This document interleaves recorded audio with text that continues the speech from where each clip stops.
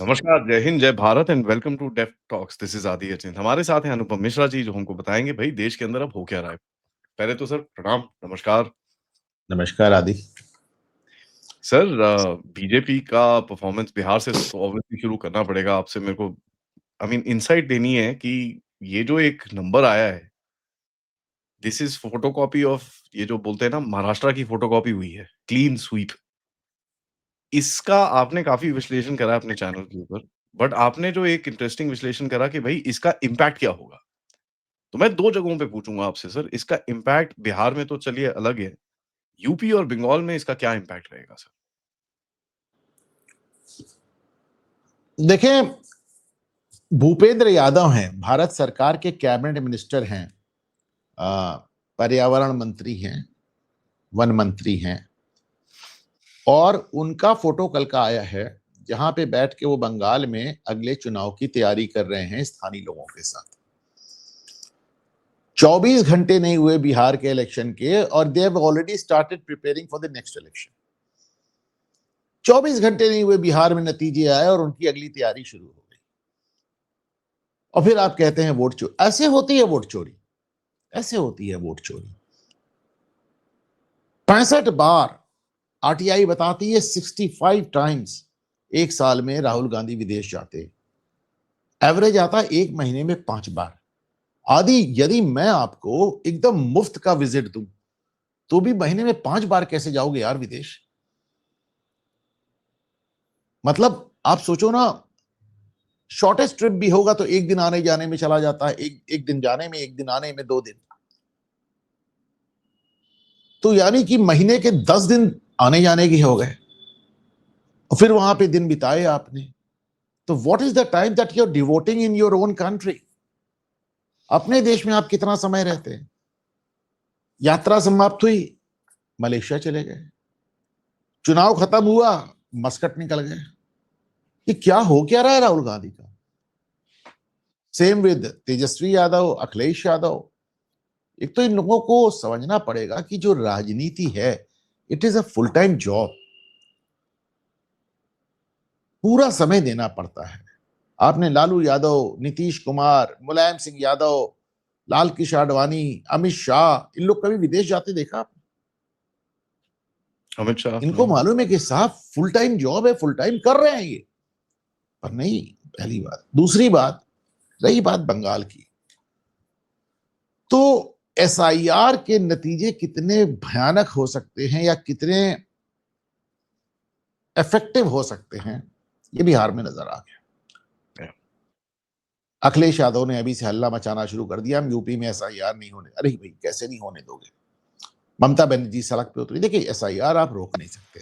ममता बनर्जी को तय करना है कि एसआईआर वो कराएंगी कि राष्ट्रपति शासन में होगा। बीएलओ पर दबाव डाल रही है, चुनाव आयोग की बीएलओ पे बड़ी जबरदस्त नजर है। 8 बीएलओ को चुनाव आयोग पकड़ चुका है। तो ऑफ कोर्स अब उनके पास सिर्फ एक हथियार रह गया, सिर्फ एक हथियार। वो आपने कल देखा डायमंड हार्बर में, जो भाजपा के जो जिलाध्यक्ष हैं उनके ऊपर हमला हुआ। तो सिर्फ एक हथियार रह गया ममता बनर्जी के पास, हिंसा, violence, pure violence, state sponsored violence. हमने बंगाल में देखा है। हमने ममता बनर्जी की पुलिस को, मैंने वीडियो ट्वीट किया था, छत पे खड़े होके भाजपा की रैली पे पत्थर बरसा रही थी पुलिस वाले। तो उसने पुलिस को कैडर बना लिया है।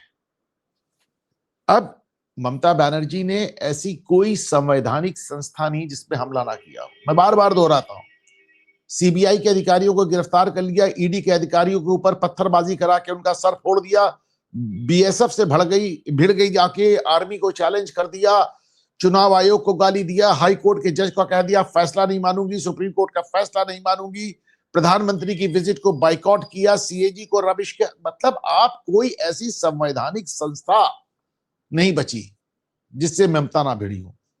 तो एसआईआर आप रोक नहीं सकती। अब आपके हाथ में सिर्फ एक काम है, pure violence on the street, सड़क पर हिंसा। आज भी बंगाल में लाखों लोग ऐसे मिलते हैं जो कहते हैं साहब हम तो वोट ही नहीं डाल पाते। संजय दीक्षित साहब का बड़ा अच्छा एक स्टडी है इसमें, मतुआ कम्युनिटी पे। बांग्लादेश से आके पड़ी हुई है 1971 से, कह रहे हैं हमारे 1 करोड़ लोग ऐसे हैं जिनको अभी तक नागरिकता नहीं मिली है। OCAA के अंतर्गत उन्हें नागरिकता दी जा रही है। इन 1 करोड़ में से अगर 25-30 लाख भी वोटर बन गए तो आप सोचिए आदि क्या गेम होगा। Over, game over sir.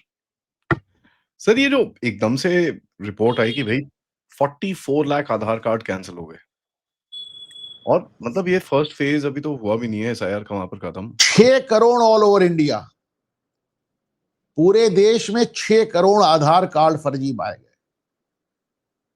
44 lakh तो ये जो बंगाल का आप जिक्र कर रहे हैं, ये वो लोग हैं जो मर चुके हैं। तो ये तो शुरू भी नहीं हुआ है अभी। हाँ, और सुने मैं फिर से संजय दीक्षित जी का जिक्र कर रहा हूं, वो अक्सर बताते हैं कि बंगाल में हर मृत आदमी वोट देता है। Every dead person votes. तो वही है।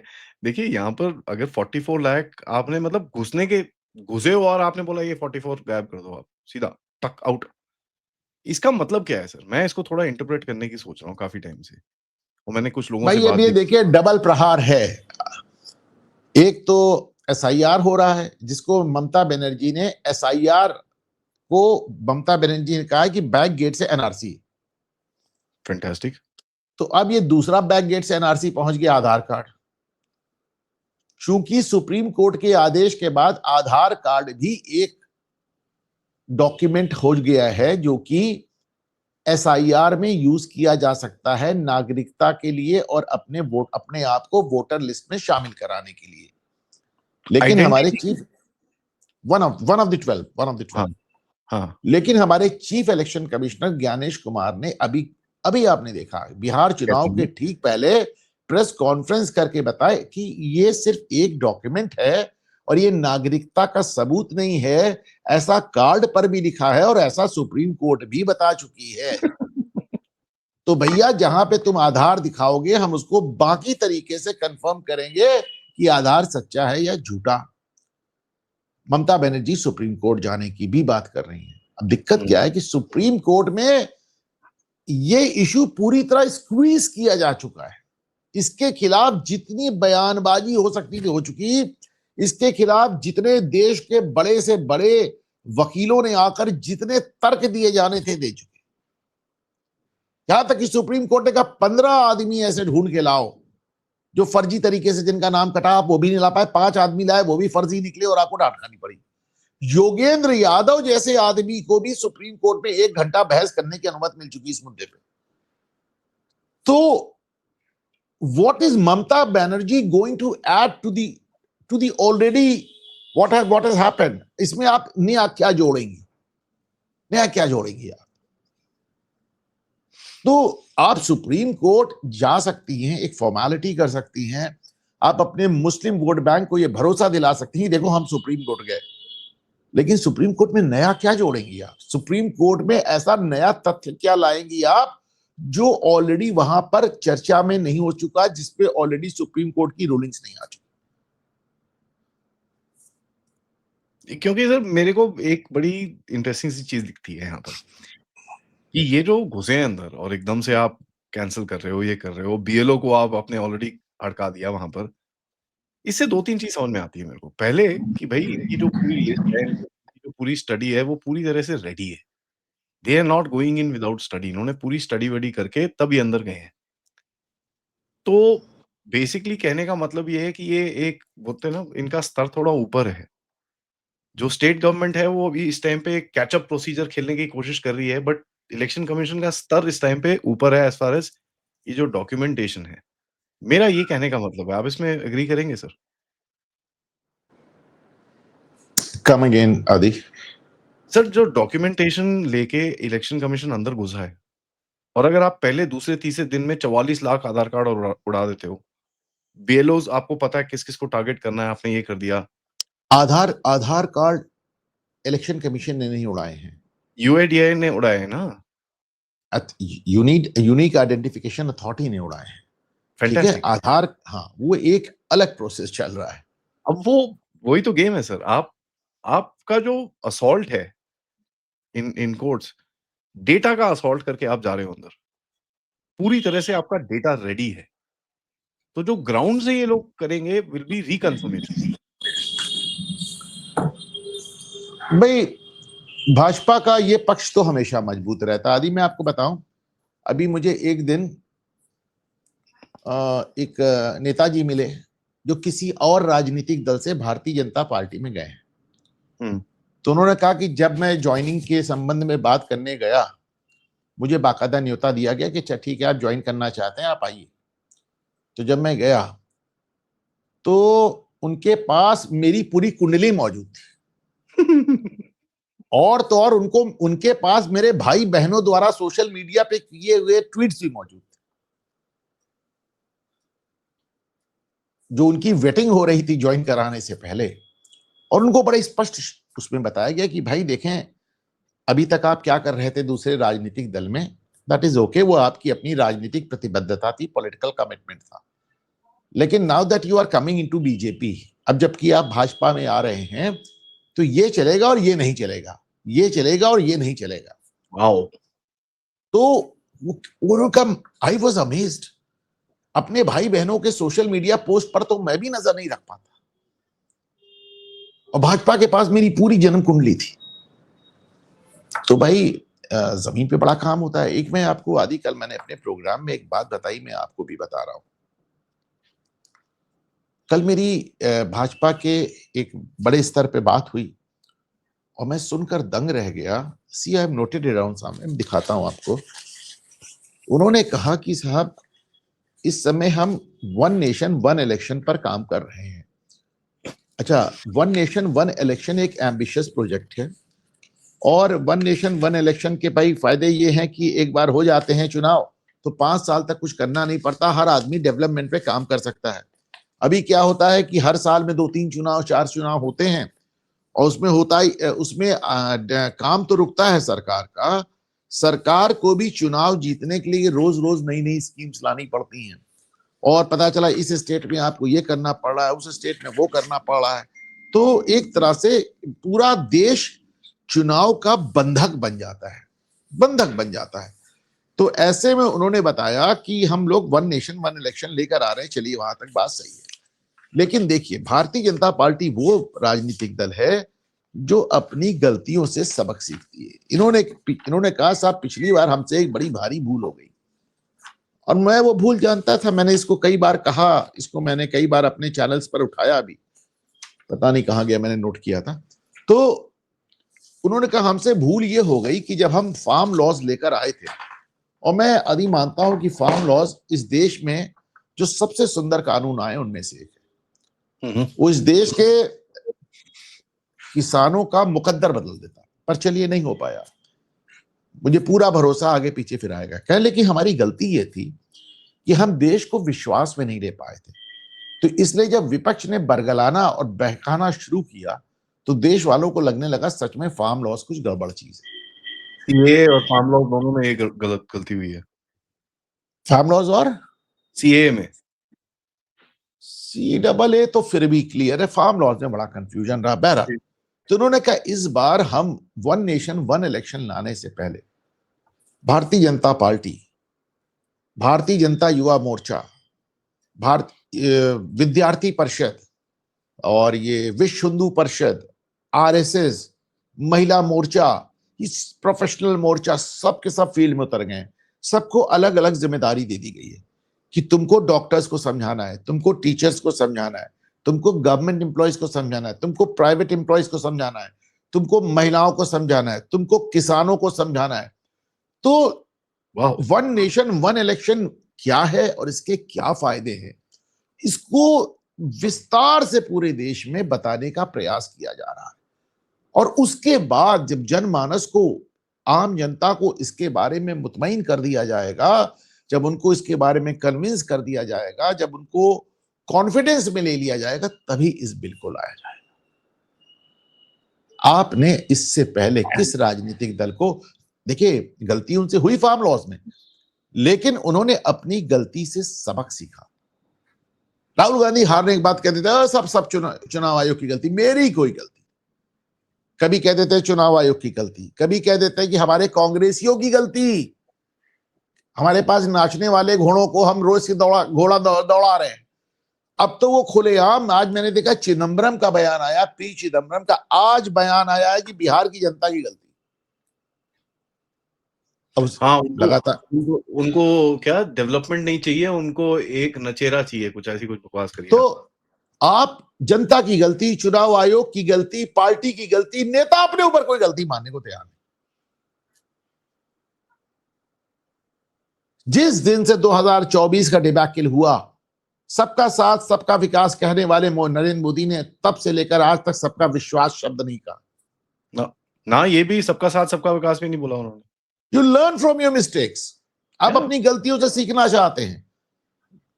आप राहुल गांधी के अंदर वो मादा ही नहीं,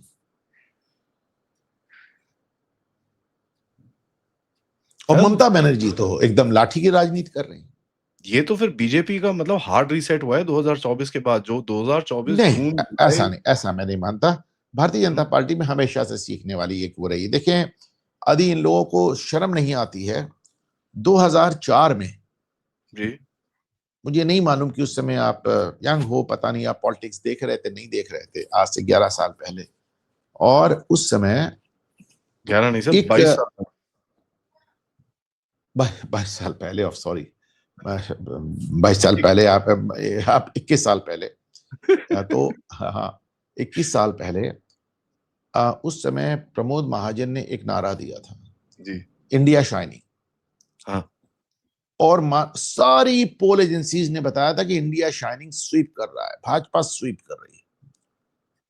और भाजपा सत्ता में थी, अटल बिहारी प्रधानमंत्री थे, और उसके बाद भाजपा हार गई। एक बार उन्होंने किसी को दोष नहीं दिया। मुझे अभी तक याद है, इनफैक्ट बीबीसी ने इसको लिखा था कि देश के सबसे बड़ी डेमोक्रेटिक सेटअप का प्रधानमंत्री चुनाव हारने के 15 मिनट बाद बयान देता है कि मुझे जनता का फैसला स्वीकार है, मैं इस्तीफा दे रहा हूं। That is the way to do it. आपने आज तक राहुल गांधी के मुंह से इस तरह की बात सुनी? जनता बेवकूफ है, पार्टी बेवकूफ है, नेता दोगले हैं, हमारे नेता बिके हुए हैं, हाँ, हमारे ये क्या नाम, चुनाव आयोग बिका हुआ है, पुलिस बिकी है, प्रशासन बिका है, सुप्रीम कोर्ट गड़बड़ है, सब कुछ गड़बड़ है। उससे राहुल गांधी सही।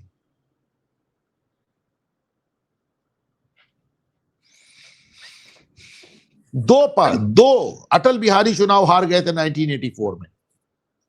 केवल 2 सदस्य जीते थे भारतीय जनता पार्टी के। 1980 में पार्टी का गठन हुआ और 1984 में केवल 2 सीट।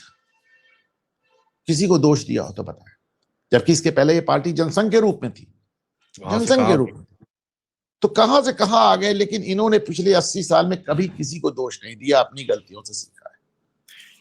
अगर आप सैफरन स्प्रेड देखें, बीजेपी का स्प्रेड पूरे देश में देखें सर, कल किसी ने मैप वैप डाला हुआ था ऑनलाइन में, देख के दंग रह गया कि यार ये स्प्रेड है इस पार्टी का हर थोड़ा जगह। इसको मैं चेंज करूंगा, मैं भाजपा के स्प्रेड को सैफरन स्प्रेड नहीं मानता। सैफरन स्प्रेड में मानता हूं कि हमारे आपके जैसे लोग जो खुलेआम बैठ के बात कर रहे हैं, this is saffron spread. Bhajpa की जीत को अभी तक मैं सैफरन स्प्रेड नहीं मानता। चलिए, जो ये लोग टर्म करते हैं, व्हेन आई सॉ सिर्फ बंगाल में, छोटा सा झारखंड उधर पे है, एक आधा नॉर्थ ईस्ट में स्टेट, पंजाब और साउथ के स्टेट्स। साउथ में भी सारी जगह पे नहीं है तो ब्रीच कर चुके हैं। कर्नाटका इज, इट स्विचेस इधर-उधर स्विच करते हैं वो। भाई तमिलनाडु में 3 गुना जा चुका है, डबल फिगर्स में आ गए हैं। तो सर अभी जो 3 स्टेट्स हैं सबसे सबसे बड़े-बड़े और सबसे ज़्यादा जिनमें प्रॉब्लम्स आपको दिखती हैं, एक है पंजाब, एक है तमिलनाडु और तीसरा है वेस्ट बंगाल। कई लोग केरला को भी इस लिस्ट में डालते हैं कि यहाँ पर भी बहुत प्रॉब्लम्स हैं, चलिए मान लेते हैं। सर वेस्ट बंगाल में पिछली बारी इनका वोट परसेंटेज काफ़ी हाई था, उसमें कोई डाउट नहीं है, बीजेपी का।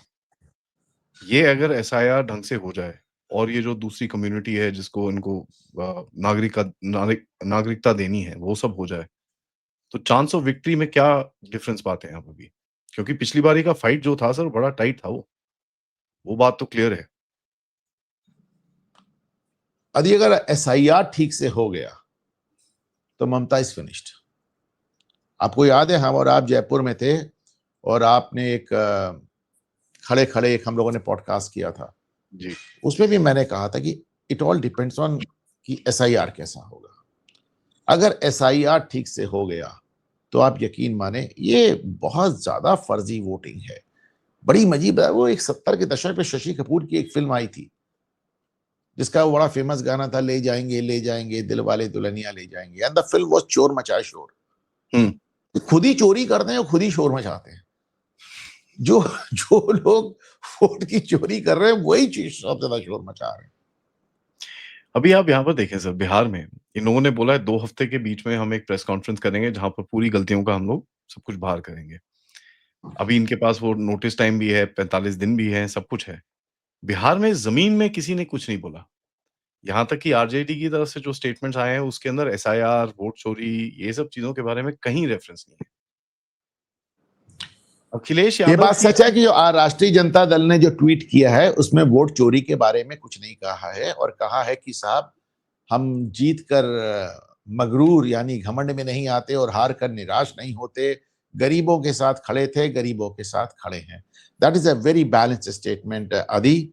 लेकिन मेरे सामने अभी अभी 11:42 पे, अभी से 2 घंटे पहले करीब, ये रिकॉर्डिंग हो रही है, हमारे दर्शक तो इसे बाद में देखेंगे, शक्ति सिंह यादव जो कि राष्ट्रीय जनता दल के मुख्य प्रवक्ता, चीफ स्पोक्समैन है, नंबर 1 है, केवल एक आदमी, चीफ स्पोक्समैन शक्ति सिंह यादव ने ट्वीट किया, मैं पढ़ के सुना रहा हूं, कि दुनिया के किसी भी लोकतांत्रिक देश के किसी भी पॉलिटिकल पार्टी को 90% स्ट्राइक रेट से सफलता हासिल नहीं हो सकती, लेकिन आपके पास ज्ञानेश कुमार जैसे चरण वंदन करने वाले इलेक्शन कमीशन का हेड ही नतमस्तक वगैरह वगैरह वगैरह वगैरह वगैरह। तो आ गए, ये भी ट्रैक पे आ गए। ये शक्ति सिंह यादव। अरे मतलब 2 घंटे नहीं लगे इनको वो पूरा करते हुए। मैं बोला चलो ठीक है। कल रात को ना कई काफ़ी काफ़ी लोग मीम बना रहे थे सोशल मीडिया पे कि यार अभी तक कोई वोट चोरी क्यों नहीं बोल रहा? जल्दी बोलो यार, हम वेट कर रहे हैं। जल्दी बताओ कैसे उनसे चोरी हुई है? उनसे उनको बता दीजिए कि वो धैर्य उनका पूरा हुआ और अरे आ सर गई आजकल मामला। जेन ज़ी बड़ी बदमाश है हाँ, मैं मज़ाक नहीं कर रहा, हम लोग नहीं समझते ये जेन ज़ी को। सर ये बच्चे हैं 22-22 साल के बच्चे और जिस तरह के ये लोग बनाते हैं ना आजकल मीम्स और ये सब, माय गॉड! देख के मेरे को समझ नहीं आ रहा। उस दिन एक देख रहा था मीम और ये मैंने 2-3 बार ही रेफर करा है, मैं आपको भी रेफर करूँगा, आप हँसोगे इसके ऊपर। एक लड़की का मैं रील देख रहा था, ठीक है? वो बिहार में एक रैली में थी। एक नहीं मतलब 3-4 लड़कियाँ। क्या करने गई हैं? अपने पूकी पीएम को देखने गई हैं। मेरे को 15 मिनट लग गए समझने के लिए ये पूकी क्या होता है? पूकी मतलब क्यूट। ओके। सर अगर ये क्यूट क्यूट क्यूट से याद आया आदि, क्यूट से याद आया कि आदि अचिंत के 6 लाख फॉलोअर हो चुके हैं। हाँ जी। बहुत बधाई। अरे thank you sir, thank you so much. बहुत तो बधाई। ये ये ये मैंने बिहार में देखा, पूकी पीएम। मैं बोला यार ये पूकी ये कहाँ से आया बाहर? तो मैं तो सर्च करता रह गया, एआई से पूछा यार ये पूकी का मतलब क्या होता है? Oh it's very adorable cute sort of a thing. मैं बोला अच्छा चलो ठीक है, ये तो बड़ी अच्छी बात है। तो हमको बिल्कुल भी वो नहीं है। अभी सर कल परसों में फिर से जेन ज़ी, जेन ज़ी, जेन ज़ी, जेन ज़ी, जेन ज़ी एंड मैं एक डिस्कशन देख रहा था, एक एक न्यूज़ चैनल पे हिंदी का चैनल है सर। उसके अंदर एक जर्नलिस्ट ने ऐसा बोला कि आगे जाके एक ऐसी सिचुएशन आ सकती है जहाँ पर कांग्रेस पार्टी एक इलेक्शन को बॉयकॉट करे, जो चीज़ बांग्लादेश में करी गई थी। आप ऐसा सिनेरियो होते हुए देखते हैं सर? ये एक कांग्रेसियों के बीच से पवन खेड़ा टाइप के लोगों का या फिर जयराम रमेश टाइप के लोगों का, जिन्होंने जीवन में एक भी चुनाव जीतना दूर लड़ा भी नहीं, कभी खुद पार्षद तक नहीं बने, उन्होंने एक ये नई चीज शुरू की है कि जिस तरह खालिदा जिया ने चुनाव का बहिष्कार किया था। देखिए पाकिस्तान में क्या हुआ था कि विपक्ष की पार्टी को, मतलब इमरान खान का सिंबल ही छीन लिया था, उसकी पार्टी खत्म कर दी थी, तो उसके सारे कैंडिडेट इंडिपेंडेंट लड़े थे, तो वो भी जो चुनाव है अपनी क्रेडिबिलिटी खो दिया था। बांग्लादेश में खालिदा जिया ने बहिष्कार कर दिया था, और चूंकि उसने बहिष्कार कर दिया तो शेख हसीना द्वारा कराए गए चुनाव को पूरी दुनिया ने, और खास तौर से अमेरिका और पश्चिमी ताकतों ने, पश्चिमी देशों ने इलीगल करार दे दिया, और उसकी आड़ में एक जनमत डेवलप हुआ, उसकी आड़ में एक जन आंदोलन खड़ा हुआ, जिसके जरिए डीप स्टेट ने शेख हसीना को हटाने में सफलता पाई। पर यहां नहीं हो सकता। कारण समझिए, कांग्रेस अगर चुनाव का बहिष्कार कर दे आदि, तो क्या स्टालिन करेंगे, जिनका अगली बार जिनको अपने लड़के को लेके बैठेंगे मुख्यमंत्री बनाना है? क्या ममता करेंगी? क्या अखिलेश करेंगे? क्या केजरीवाल करेंगे? क्या जगनमोहन रेड्डी करेंगे? क्या नवीन पटनायक करेंगे? क्या मायावती करेंगी? क्या वामपंथी करेंगे? आपको कोई करता नहीं। तो इसलिए भारत बहुत बड़ा देश है, बहुत ढेर सारे राजनीतिक दल हैं, और जो हमारा मुख्य विपक्षी पार्टी है वो मात्र 20% पे स्टैग्नेंट है। 80% वोट अभी भी उसके हाथ के बाहर है। तो ये इस तरह की बेहुदी सलाहें वही लोग दे सकते हैं जिन्होंने अपने जीवन में कभी कोई चुनाव ना लड़ा हो, जैसे जयराम रमेश। नहीं, काफ़ी मैंने 1-2 पुराने जो हमारे एम्बेसडर्स भी हैं, उनको भी देखा है। दे मस्ट दिस थिंग चलो ठीक है। सर सोशल हाँ, मीडिया तो पे एम्बेसडर से कौन सा चुनाव लड़ा हुआ होता है? हाँ, वही ना, वही। अब वो इकोसिस्टम वाले हैं ना सर, तो उनको थोड़ा वो फ़ील होता है।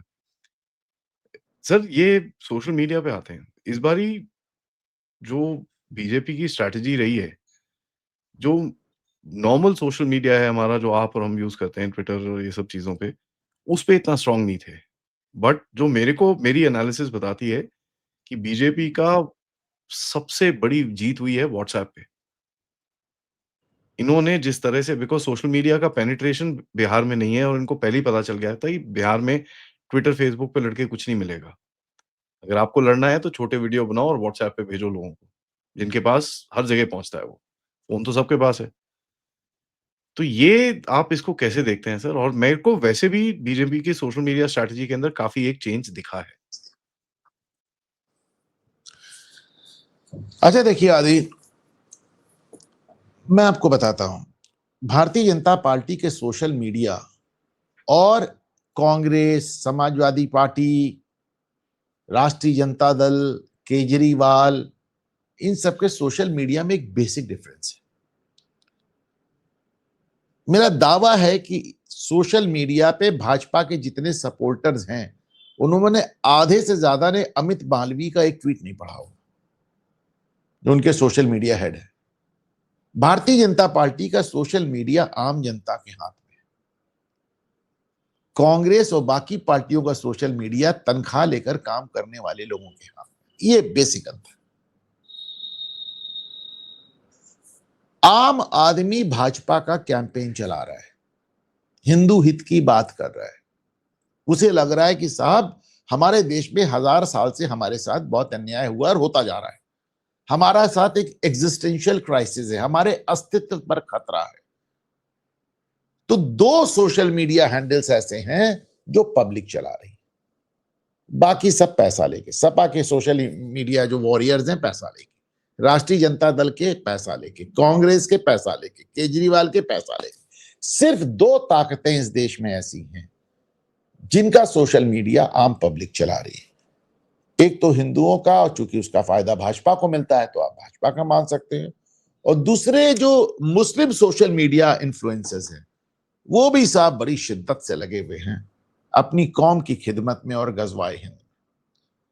उनको भी कोई पैसे नहीं मिल रहे हैं। आज मैं देख रहा था कि बिहार की एक पढ़ी लिखी लड़की दिल्ली में जो रह रही है, आपने देखा है वो ट्वीट, अंग्रेजी में ट्वीट कर रही है कि लोकतंत्र बकवास है, हो बैठना चाहिए यहां पे एक खलीफा, पर जब तक खलीफा नहीं बैठता और जब तक हम मुस्लिम मेजॉरिटी नहीं होते, तब तक हमारा काम है कि हम चुनाव में हिस्सा लेकर ज्यादा से ज्यादा मुसलमानों को जिताएं।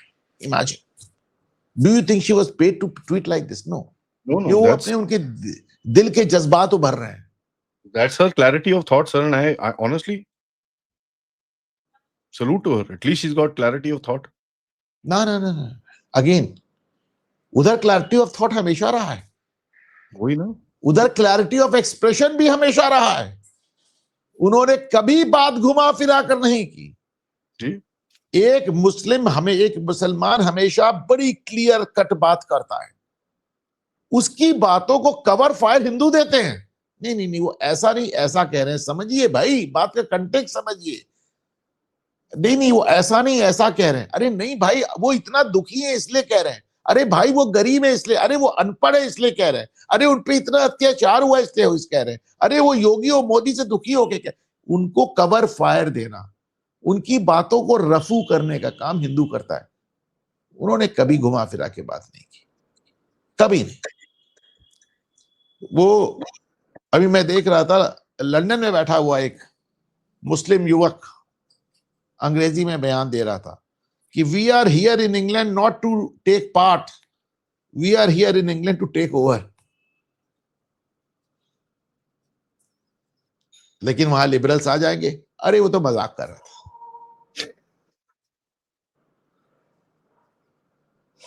उनकी क्लैरिटी ऑफ थॉट छोड़िए आदि, उनकी clarity of thought and clarity of expression दोनों हमेशा एकदम, कहीं उसमें एक दाग नहीं।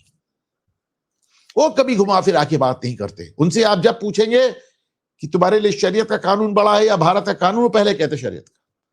तुम पहले मुसलमान हो या भारतीय, हम पहले मुसलमान। कभी वो घुमा फिरा के बात नहीं करते। ये तो हम हैं, हमारे बीच के लोग हैं जो उनको कवर फायर देते, उनकी देश में बातों को रफू करते हैं। अभी ये जो इंसिडेंट भी हुआ है सर, दिल्ली में ब्लास्ट हुआ है, एंड उससे अगेन वो दोबारा से जैसे हमने देखा था पहलगाम के बाद, वो क्यूआर कोड चेक, ये चेक, वो चीजें दोबारा आ रही हैं। तो इससे तो ऑब्वियसली गुड बैड और अगली पोलराइजेशन बढ़ेगा देश के अंदर। आप मुझे समझ में नहीं आता कि पुलिस अगर अपना काम कर रही है और चेक कर रही है आदि, तो इसमें आपको दिक्कत क्या है। एक बिल्कुल बार नहीं है। दिल्ली पुलिस ने एक विज्ञापन दिया था, बड़ी पुरानी बात हो गई, 10-12 साल पहले। मुझे विज्ञापन बड़ा अच्छा लगा था। उन्होंने एक रोड ब्लॉक बनाया था और लिखा था कि हम जब समय समय पर ट्रैफिक चेक करते हैं तो आपको असुविधा होती है, हम उसके लिए क्षमा चाहते हैं, पर आपको सिर्फ असुविधा होती है, अपराधियों को खौफ होता है, इसलिए हमारे साथ कोऑपरेट करें। इसमें गलत क्या है आदि। नहीं, आई बिल्कुल नहीं। रिमेम्बर एक बार मैं अखबार से निकल कर जा रहा था, घर जा रहा था, रात को 2:30 बजा था, 3 बजा था। तो रास्ते में पुलिस वालों ने मुझे रोका, तो उन्होंने कहा सब कागज दिखाए। मैं कागज, अच्छा मैं शायद वो एक वाहिद पत्रकार हूँ, शायद इकलौता पत्रकार हूँ जिसकी किसी गाड़ी पे मीडिया प्रेस ऐसा वगैरह कुछ नहीं लिखा रहता। क्या ड्राइविंग लाइसेंस दिखाया, गाड़ी का कागज दिखाई, गाड़ी का कागज दिखाया। बोले आप इतनी रात को क्या कर रहे हैं सड़क पे 3 बजे। तो मैं सर अखबार में से दफ्तर से आ रहा हूँ। बोले किस अखबार में काम करता। अच्छा अच्छा अच्छा, आपने पहले क्यों नहीं बताया पत्रकार हैं। मैं कहा आपने पूछा नहीं। तो उन्होंने कहा कि आपका ईगो हट हो गया क्या जी, हमने आपकी गाड़ी रोक ली। मैं कहा नहीं, हमारा ईगो नहीं हट हुआ, on the contrary I am very happy. मैं बहुत खुश हूं कि आप रात को 3 बजे चेकिंग कर रहे हैं, मैं बहुत सुरक्षित महसूस कर रहा हूं और मैं चैन की नींद सोऊंगा। What is wrong in this. I don't see anything wrong sir. आदि अगर रात को हम पुलिस को गाड़ी चेक करते देखते हैं तो क्या हमारे दिमाग में सुरक्षा का भाव आता है या नहीं आता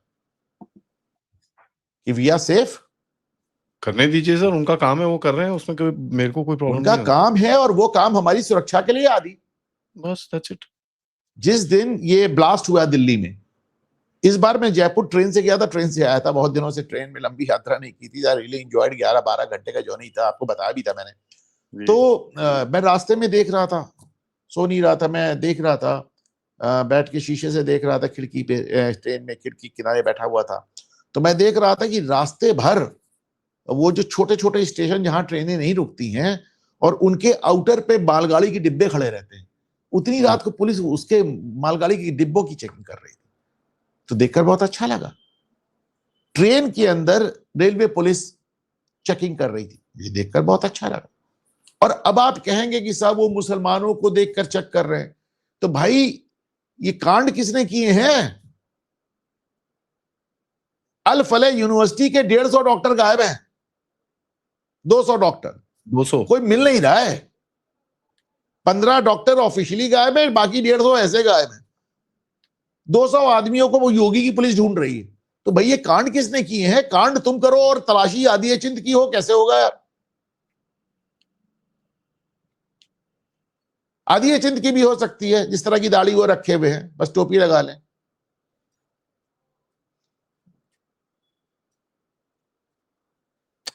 नहीं, एक बड़ा टेढ़ा सा सिचुएशन है सर इस टाइम पे, क्योंकि मेरे को जो अगला सवाल आपसे पूछना है, इस चीज़ पे जो पॉलिटिक्स खेली जाएगी अभी, वो हम ऑलरेडी देख रहे हैं सर।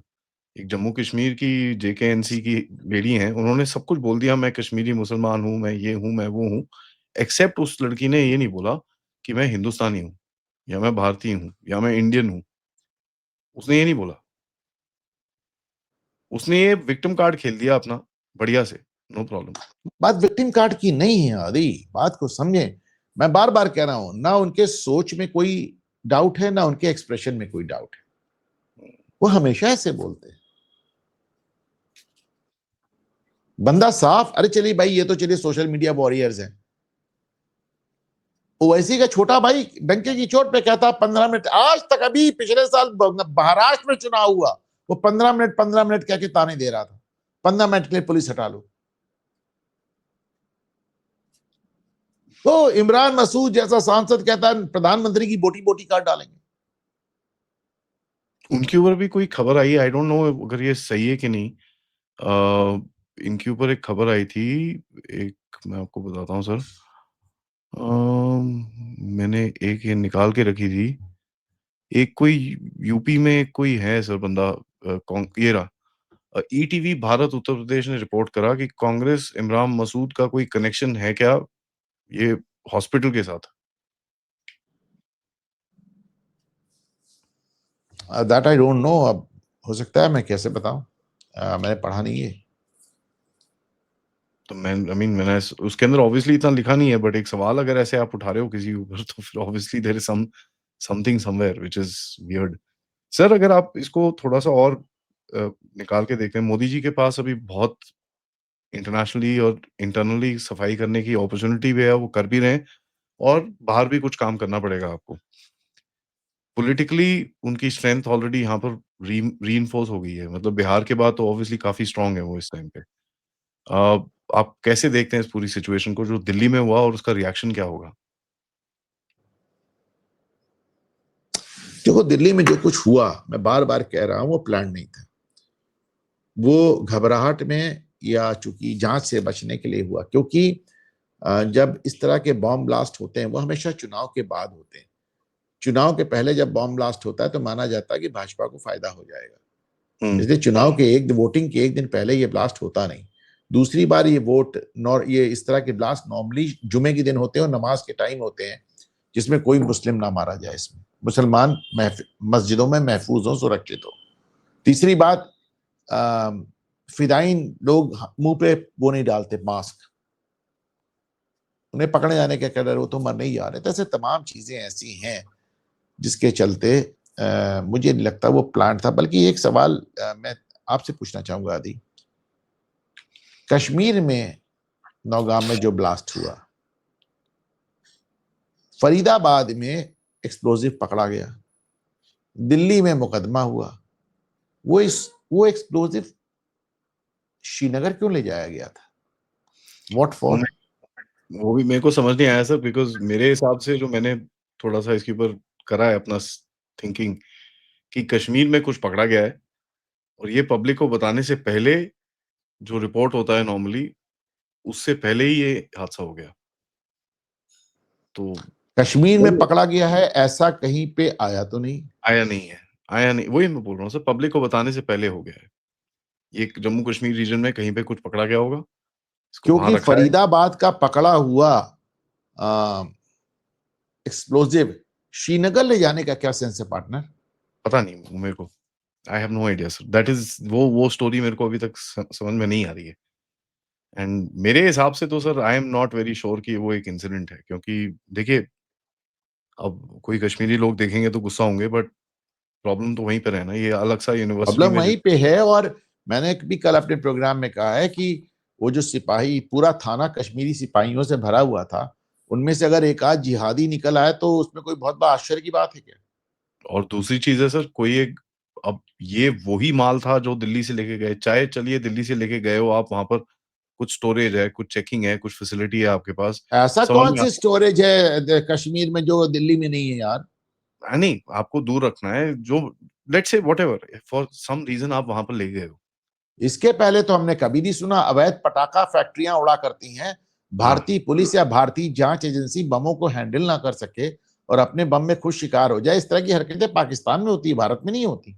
एग्ज़ैक्टली, तो मेरा पॉइंट यही मतलब है। आई डोंट बाय दैट, मुझे मेरा समझ में नहीं आ रहा। मेरा पॉइंट यही है सर कि हो सकता है कि यहाँ से आप कुछ सामान लेके गए हो वहाँ पर, बट आई डोंट थिंक वो जो सामान आप लेके गए हो वो फटा है। मेरे हिसाब से either there is a car there जो फटी है, या फिर कुछ ऐसा कुछ हुआ है, या फिर कुछ यार कार कार थाने के अंदर नहीं, एक्सप्लोजन थाने के अंदर हुआ है। पता नहीं sir. I mean it's a little too confusing. तो मैं अभी इसके ऊपर मैंने अभी क्लियरली कुछ बोला नहीं है। I am not very convinced कि जो ऑफिशियल नैरेटिव है, मैं इतना कन्विंस्ड नहीं हूँ। बट उसके कुछ रीज़न्स भी हो सकते हैं कि अभी आप कुछ बोलना नहीं चाहते, बिकॉज़ अगर पुलिस में कुछ गड़बड़ है तो then you would not want to come out and say it. वो समझ में आता है। बाकी लेट्स सी सर होता क्या है आगे। बट आप पॉलिटिकली इसको कैसे देखते हैं सर? मोदी जी के पास जो भी अपॉर्च्युनिटी है अंदर की, जो ऑपरेशन इंडोर बात कर रहे हैं लोग, अभी जो ये स्वीप चल रहा है चारों तरफ, सफाई का पूरा अभियान चल रहा है। इसमें क्या अपॉर्च्युनिटी और क्या-क्या करेंगे गवर्नमेंट वाले आगे जाके? जैसे यूनिवर्सिटी है, अल फलाह कितनी ऐसी यूनिवर्सिटी, बाय द वे अल फलाह का हेडक्वार्टर्स चेन्नई में है। ओके, ये तो मैंने देखा ही नहीं कि इनका हेडक्वार्टर चेन्नई में निकला। बहरहाल अल फलाह पे भी अब बुलडोजर चलेगा। बहुत ढेर सारी विसंगतियां, बहुत ढेर सारी गड़बड़ियां पकड़ी गई हैं, और तमाम किसानों के माध्यम से ये भी पता चला गया है कि जिस तरह आजम खान ने तमाम लोगों की जमीनें हथियाई थी, उस तरह के हथकंडे जावेद सिद्दीकी जो कि अल फलाह के चेयरमैन हैं, उनके द्वारा भी अपनाए गए हैं। जी, जिस तरह आजम खान ने पूरा उसको फैमिली ट्रस्ट बनाया था, उसी तरह अल फलाह का जो ट्रस्ट है, वो भी जावेद सिद्दीकी, उनकी पत्नी, उनकी लड़की, उनके भाई, उनके भतीजे, उनके पारिवारिक मेंबर्स के नाम है। ये भी देखने वाली बात है कि जो आदमी मात्र कुछ साल पहले लोगों का पैसा लेकर भागा था और फ्रॉड में जेल गया था, वो आदमी फ्रॉड में जेल गया था, उसका भाई हत्या में जेल गया। उस आदमी के पास रातों-रात इतना पैसा कहाँ से आया कि 70 एकड़ ज़मीन पर 1 नहीं, 2 नहीं, 3 नहीं, 4 नहीं, 5-6 कॉलेज खोल दिए। और ये मेरे को बड़ा अजीब-सा लगता है कि वहाँ पर और पूरा ये भी स्टाफ। ध्यान रखिएगा कि ये इस कॉलेज की क्लीयरेंस, इस यूनिवर्सिटी की क्लीयरेंस, इस ज़मीन की उपलब्धता, सब कुछ कांग्रेस के मुख्यमंत्री भूपेंद्र सिंह हुड्डा ने कराई थी। वो एक है, दूसरा सर यहाँ पर इतने सारे कश्मीरी कैसे आ गए यहाँ पर ही? व्हाई इन वन प्लेस यहाँ पर ही? केवल वहां नहीं आदि, योगी सरकार 200 कश्मीरियों को नहीं, 200 कश्मीरी डॉक्टरों को ढूंढ रही है जो कि उत्तर प्रदेश में काम कर रहे हैं। और फरीदाबाद फरीदाबाद कहना हम लोग बंद करें, उसको हरियाणा कहना बंद करें। द पॉइंट इज क्यों एनसीआर है, तो दिल्ली से सटा हुआ है, निशाना दिल्ली है। और यदि आप मेरे ट्विटर पे जाकर देखें, जिस दिन मैं हम लोग का कब जयपुर में कब था, 7-8-9 था ना, हुँ, तो 10 की सुबह फरीदाबाद में पकड़ा गया। मैं 10 को चला हूं ट्रेन से, 10 की देर रात में पहुंचा हूं, अर्ली मॉर्निंग। तो मैंने ट्रेन से एक ट्वीट किया है, मैंने किया कि पकड़ा गया है फरीदाबाद में, इसका मतलब फरीदाबाद में गोडाउन था, निशाना दिल्ली होगा। और मेरे ट्वीट करने के 4 घंटे बाद दिल्ली में ब्लास्ट हो।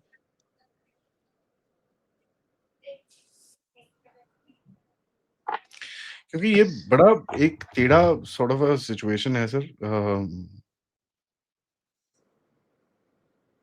जहाँ पर आप इसको पूरी तरह से अगर आप देखें, ये जिस तरह से इकोसिस्टम आया पूरा प्रोटेक्शन करते हुए, नहीं, नहीं, नहीं, नहीं, नहीं, ये कुछ नहीं है, टेररिज्म नहीं है।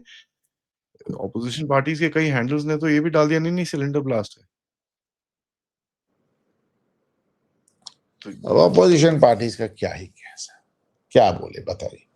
मैं देख रहा हूं सोशल मीडिया पे लोग लिख रहे हैं कि इस तरह के ब्लास्ट तो होते रहते हैं, ये तो फर्टिलाइजर था, फर्टिलाइजर तो अक्सर फटता है। अब ये बेवकूफी की बात का मैं क्या जिक्र करूं। मुझे याद है हमारे यहाँ प्रयागराज में दंगा हुआ था, तो छतों से पत्थर बरसाए गए थे। तो ड्रोन फुटेज में निकला था कि हर छत पे लोगों ने पत्थर इकट्ठे करके रखे थे। तो मैं क्या किसी एक टीवी पैनल पे बैठा हुआ था, तो मैंने कहा बताइए, 3-3 मंजिला की छतें हैं, वहां तक पत्थर ढो के ले जाना कितना मुश्किल होगा, हाँ, और आपने वहां पे इकट्ठे किए। तो मेरे साथ एक ऑल इंडिया रेडियो के रिटायर्ड एक पत्रकार बैठे थे, बोले ये कौन सी बड़ी बात है, हर छत पे कम से कम 1000-2000 पत्थर होते हैं। हमने किसके होते हैं भाई, किसकी छत पे 1000-2000 पत्थर होते हैं, व्हाट नॉनसेंस। लेकिन कहा उन्होंने, लाइव टीवी पे कहा। अब कह रहे फर्टिलाइजर पे तो रोज ब्लास्ट होता है, इसका कोई सेंस है, कोई सर पैर है? मैंने तो नहीं सुना सर फर्टिलाइजर पे ब्लास्ट होते हैं। साला कौन किसान बनेगा अगर उसके हाथ में फर्टिलाइजर में रोज ब्लास्ट हो रहे हैं? I mean it's really really stupid that this thing is there. Sir आते हैं अब फाइनली ये करेंगे क्या इस पूरे इलेक्शन का? आपको क्या लगता है ये जो सड़क पे उतरने का ये वो चीजें जो इन लोगों ने पूरी कोशिश करी हुई है, अभी तो खैर वेकेशन टाइम है बट थोड़े टाइम में शुरू हो जाएगा पूरा ड्रामा।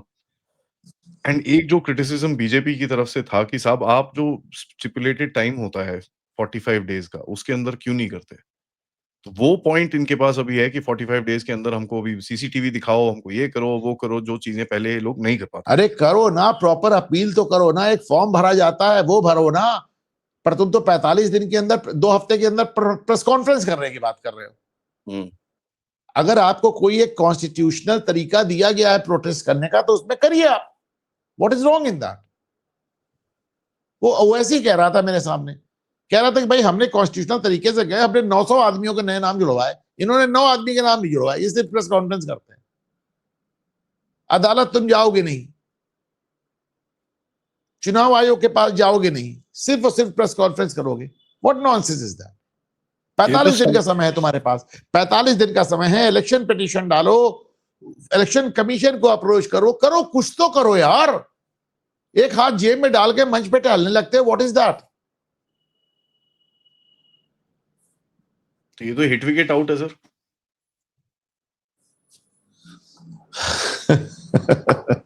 और क्या बोलूँ मैं इसको? I mean see I am just trying to analyse कि इस देश में अगले 1 डेढ़ महीने में क्या पॉलिटिक्स हो सकती है। इसको आप इस तरह भी तो ले सकते हैं आदि, कि जिसको खेलना नहीं आता वो पहली बॉल फेंके जाने से पहले खुद को हिट विकेट कर लेता है। बजाय इसके कि खेल कर बोल्ड हो। जी। सर लास्ट सवाल 13 तारीख को 13 से 17 तारीख, 13 से 21 तारीख तक कुछ है वो जो पार्लियामेंट का विंटर सेशन स्टार्ट हो रहा है। आपको क्या लगता है क्या मुद्दे उठाए जाएँगे उसमें? एंड क्या होगा इस बारी? क्योंकि हमेशा कुछ ना कुछ एक बेवकूफ़ी करी जाती है पार्लियामेंट से पहले। तो इस बारी क्या होगी? यार जो होगा वो होगा। मैं विपक्ष से सिर्फ ये उम्मीद करता हूं कि कम से कम पार्लियामेंट में जो भी मुद्दा उनका हो या जो भी मुद्दा सरकार का हो, एक मिनट के बस, तो जो भी मुद्दा सरकार का हो या जो भी मुद्दा विपक्ष का हो, कम से कम उस पर चर्चा करे, भागे ना, प्रदर्शन करके बाइकआउट ना करे। हुँ। इस संसद को चलाने के लिए भारत के टैक्स पेयर, हमारे आपके जैसे लोग अपनी जेब से अरबों खरबों रुपए देते हैं। संसद का एक एक घंटा करोड़ों रुपए का होता है। कम से कम उसका सदुपयोग करें। जो कुछ कह रहा हूं सदन के अंदर करें, सदन के बाहर पोस्टर लेके खड़े होना या सदन का बहिष्कार करना is not a good thing. ये तो करेंगे नहीं सर, वो तो मतलब आपकी एडवाइस ऐसे गई और दूसरी कल बात, दूसरी बात, सदन में जो बहस हो उसको कृपया सुनने दें। नारेबाजी करके, नारेबाजी करने के लिए जंतर मंतर जाए। सदन की बात तार्किक तरीके से होने। मैं क्या बोलूं आदि, कहते कहते मैं दुखी हो जाता हूं, क्योंकि बाय द टाइम मैं फिनिश में समझ जाता हूं कि बकवास है, मेरी कही हुई कोई भी बात लागू होनी नहीं है। वही बोल रहा था। मतलब आप आपकी एडवाइस ऐसे गई और ऐसे आपके पास वापस आ गई कि भैया आपके लैपटॉप को नहीं चाहिए ये। तो खत्म कर दिया उन्होंने वहीं पर ही। एंड बोलते हैं ना received without update and returned without without anything कि भैया हमको नहीं चाहिए। सेंसिबल पॉलिटिक्स हम करने नहीं वाले। ये बड़ी शेमफुल सी चीज़ है sir and I get really sad when I see this. नहीं, ऑल्दो शेमफुल लोग इसलिए भी है, शेमफुल इसलिए भी है आदि, क्योंकि मैं ये बात केवल कहने के लिए नहीं कह रहा हूं, आई एक्चुअली मीन दिस। नहीं sir, all of us do. दुनिया में हर देश में, हर लोकतांत्रिक व्यवस्था में एक स्ट्रांग ऑपोजिशन होना जरूरी है। हमारे तो कोई है ही नहीं सर, चेक एंड बैलेंस ही नहीं है। मैं आपको एक एग्जांपल दे रहा हूं। मैं योगी आदित्यनाथ का बड़ा समर्थक हूं, आपको मालूम है। लेकिन योगी की सरकार में 2 पत्रकारों को बलिया में जिला प्रशासन ने सच बोलने के लिए फंसा दिया और जेल भेज दिया। 22 दिन वो जेल में रहे। 22 दिन तक मैं जिस टीवी चैनल पर बैठा, मैं रोज इसका विरोध करता था। लेकिन हमारे यहां एक विपक्ष नहीं था, कोई अखिलेश यादव ने इसका कोई लोड नहीं दिया। कोई और विपक्ष, अगर भाजपा विपक्ष में होती तब तक धरना प्रदर्शन कर दिया होता इस पर। तो हमारे पास विपक्ष नहीं था। 2 पत्रकार हमारे जेल में थे, हमें विपक्षी पार्टियों का साथ नहीं मिल रहा था। तो इसलिए एक विपक्ष, स्ट्रांग विपक्ष होना बहुत आवश्यक है। और ऐसे में जब हमको मैं बड़ा निराश हूं राहुल गांधी से, और मैं समझता हूं कि भारत की जनता को यूक्रेन से सबक लेना चाहिए। हर आदमी सत्ता के लिए नहीं बना है, जो कॉमेडियन है वो कॉमेडियन है। सर देखिए, हम तो चाहेंगे अच्छे डिस्कशंस हों, सब कुछ हो, दूसरी एक अल्टरनेटिव भी हो जिसके पास मोदी जी अगर बोल रहे हैं भैया 2047 तक नहीं यार, हम लोग ये और ये कर के आपको 2037 तक हम साला डेवलप करेंगे। बट ऐसी बात तो होती नहीं है हमारे देश के अंदर। अरे भाई, एक बात बताओ आदि, ऐसी कौन सी सरकार है जो काम करे वो गलतियां ना करे? मैं 1000 मुद्दे पे मोदी सरकार को घेर सकता हूं, प्रॉब्लम पर क्या है उसमें? विपक्ष क्यों नहीं घेरता? विपक्ष इसलिए नहीं घेरता क्योंकि वो काम का एक ऑब्जेक्टिव अवमूल्यन, एक ऑब्जेक्टिव तरीके से आकलन करना ही नहीं चाहता। दिक्कत यह है कि कांग्रेस में सोचने की पाबंदी है। जो कुछ सोचेंगे राहुल भैया सोचेंगे, बाकी लोग सिर्फ पैरट की तरह उसको रिपीट करेंगे। तो ऐसे में प्रधानमंत्री मोदी जो बात कह रहे थे, मुझे बड़ी उम्मीद है, मुझे उम्मीद तो नहीं है, उम्मीद इज अ रॉन्ग वर्ड, मुझे बहुत इच्छा है कि अब समय आ गया कि कांग्रेस के अंदर से गांधी परिवार के खिलाफ एक आंदोलन चले, और कांग्रेस को अगर सच में एक बड़ी मतलब एक अच्छा विपक्ष बनना है तो they will have to get rid of Rahul Gandhi. In fact they will have to get rid of Gandhi family and many other sir, there are equally big यार। फॉर्स। तुम गांधी परिवार को उठाओ तो बाकी तो उनके दरबारी हैं, तो उनके साथ ही जाएंगे ना। I mean seriously sometimes you really wonder कर क्या रहे हो यार। I mean get some sense. National politics के टाइम पे तुम, नेशनल इमरजेंसी के टाइम पे तुम पाकिस्तान का चीज बोलते हो। यार ये मस्कट क्यों गया? ये अजरबैजान में क्या कर रहा था? Of all the countries of of Azerbaijan. All the countries, ये बाबर की कब्र पे जाके पूरा खानदान बारी बारी फोटो क्यों खिंचाता है? We have a picture of Rajiv Gandhi, Indira Gandhi, Rahul Gandhi, ये बार बार पूरा खानदान हर पुष्ट पे वहां क्यों जाता है भाई? वहां क्या सोना चांदी गड़ा हुआ है? सही बात है सर, उसमें कोई डाउट नहीं है। चलिए sir, thank you so much sir. आपके साथ बात करके हमेशा बहुत अच्छा लगता है and I get a lot lot of knowledge, and आपसे मिलके भी बहुत अच्छा लगा। In person also we had a good conversation. It देश वाज अ बड़े, pleasure, it was a pleasure. Absolutely sir. देश बड़े इंटरेस्टिंग मोड पे खड़ा है। सरकार ऑब्वियसली काफ़ी स्ट्रॉन्ग है, उसको काफ़ी स्ट्रॉन्ग स्टेप्स भी लेने पड़ेंगे और हमको उनके साथ खड़ा रहना पड़ेगा अपने देश के लिए, इफ नथिंग एल्स। क्योंकि क्राइसिस बहुत बड़ी है and we can see that actually exploding. But देखते हैं वेस्ट बंगाल में होता है क्या। Thank you so much sir. अगली बारी मिलेंगे, तब तक नमस्कार। नमस्कार।